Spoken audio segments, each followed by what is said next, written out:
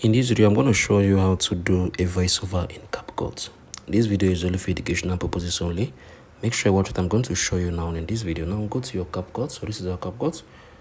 So I'm going to just select one of my previous projects. I'm going to wait for it to load up.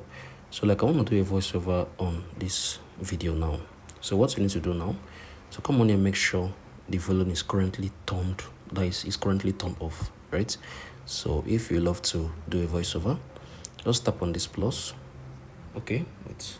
So okay, this is the volume. So you're going to be able to see the record option where you can record. So I'm going to find it. So I think it should be here. So the volume. Okay, so I'm going to go back. Okay, yeah, so the audio.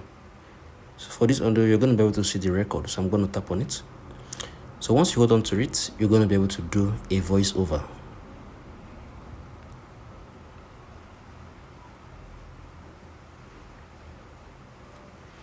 So if you look right here, you're going to be able to see voiceover option. So it's just straightforward. So you can be able to achieve this if you want. So if you find this video helpful, please make sure you like and subscribe.